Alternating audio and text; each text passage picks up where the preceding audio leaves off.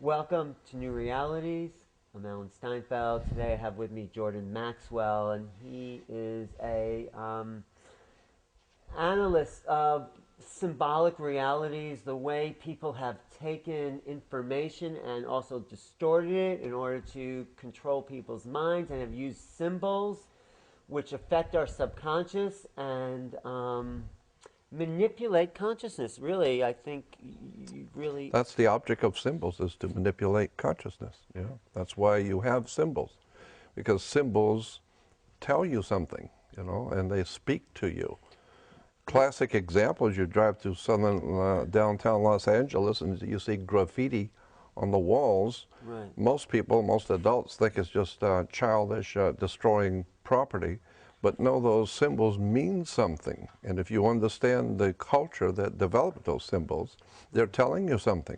Well, it's not so much to manipulate, it's more to express. The basic. Well, but they're also manipulating you, because now you've read it, now you understand what it's saying, now you abide by what it's saying, so it's manipulating you. Or reacting to what Or reacting and to that's it, still a of course. manipulation. Yeah. So is there any way to avoid... Not in this world.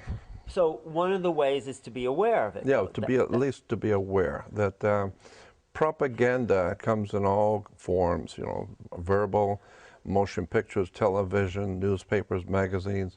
But propaganda does not deceive you. It helps you to deceive yourself.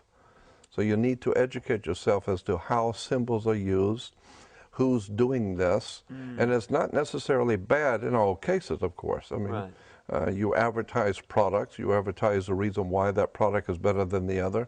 It's a propaganda, but at least it's explaining something to you. The point I want to make is that you need to understand that there are very powerful organizations in this world that have lots of money and they have an agenda. And so they will put their propaganda, they pay large sums of money to professional people that know how to manipulate you. Right. And they know what you want to hear. Well, tell us what those specific symbols are. Like, what would you... Well, I mean, a classic one is like the Nazis used the swastika. The swastika was used by the Hindus before, and the Buddhists, and many other religions. But now, today, when you see the swastika, it tells you something instantly. And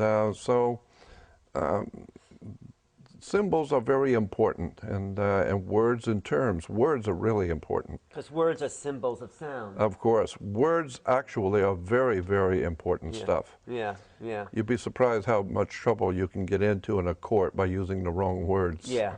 Yeah.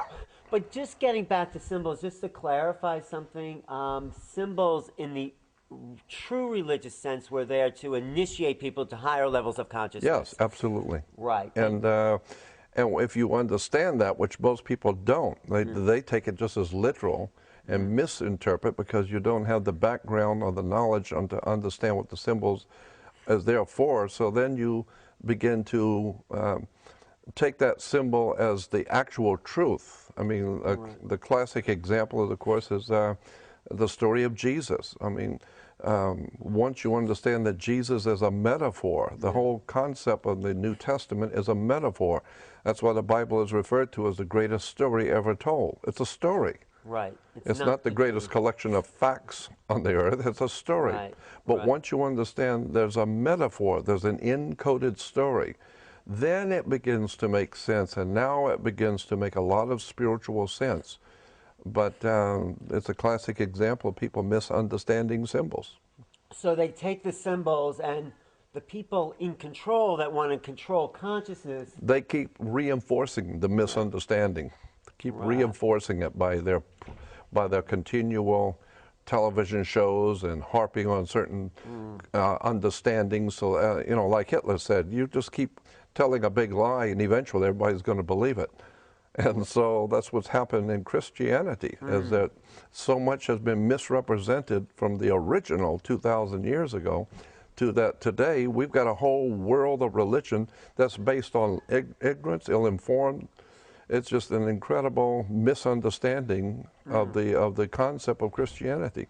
So how do we break that down and free people to... Education, very simple. The stuff you're saying? Well, and it's not like I'm coming up with something vastly different that no one's ever heard. No, it's in a library. Go to the library and pick up a book on the origins of Christianity, the origins of religion, the origins of America.